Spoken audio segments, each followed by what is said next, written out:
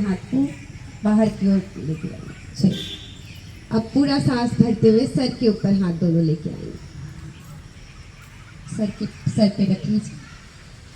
अब सांस भरते हुए पूरा एड़ी से उठिए और पंजों पे पूरा शरीर का भार को दीजिए। इस स्थिति में कुछ देर रुकेंगे। सांस छोड़ते हुए धीरे धीरे वापस आएंगे और एक बार इस प्रक्रिया को करेंगे। पूरा सांस भरते हुए हाथों को ऊपर लेके जाएंगे, अपने पंजों पे आएंगे। ये एक्सरसाइज बच्चों का हाइट बढ़ाने के लिए बहुत अच्छा है, तो अपने घर के बच्चों को ये वाला ताड़ासन जरूर करवाएं। वापस धीरे धीरे सांस छोड़ते हैं, सावधान की मुद्रा में खड़े हो जाएंगे।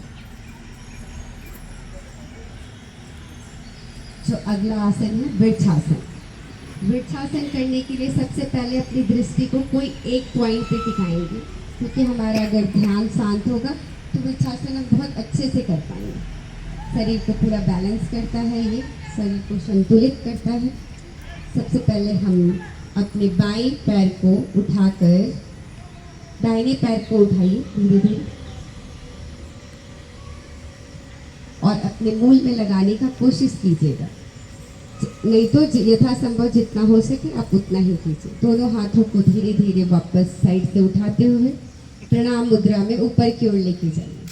कोशिश करेंगे कि कोई गिरेंगे नहीं, बिल्कुल आराम से करेंगे। इस स्थिति में कुछ देर रुकेंगे, सांस छोड़ते हुए धीरे धीरे वापस। अब सेम बाएं पैरों के साथ यही करेंगे। बहुत सुंदर। धीरे धीरे हाथों को ऊपर लेके जाएंगे, कुछ देर रुकेंगे। ये अभ्यास का चीज, आप जितना करेंगे उतना होगा। सांस छोड़ते हुए वापस सावधान की मुद्रा में खड़े हो जाएंगे। अब करेंगे हम पाद हस्तासन। जैसे नाम से ही पता चल रहा है, पाद का अर्थ होता है पैर, और हाथ से पैरों को छूना।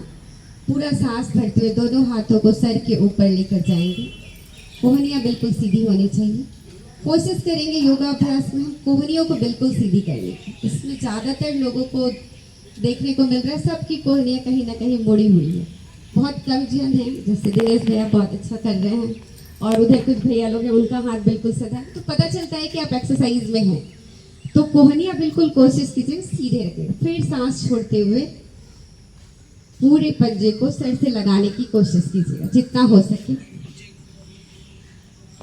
अगर कमर में दर्द हो तो ज़्यादा जोर नहीं देना है, नहीं करना है इस आसन को। सांस भरते हुए धीरे धीरे वापस आएंगे। इस स्थिति को एक बार और करेंगे।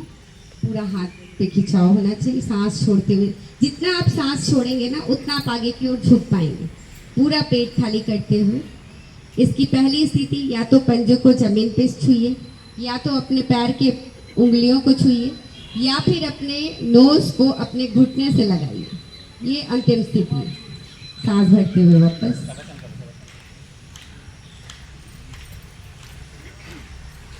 अब हम आगे की ओर झुके हैं। जब भी कभी हम आगे की ओर झुके तो हमारा एकदम जरूरी हो जाता है कि हमको पीछे की ओर झुकना है। तो अब हम करेंगे अर्ध चक्रासन। अर्ध चक्रासन के लिए सबसे पहले अपने दोनों हाथों को कमर के पास लेके आएंगे।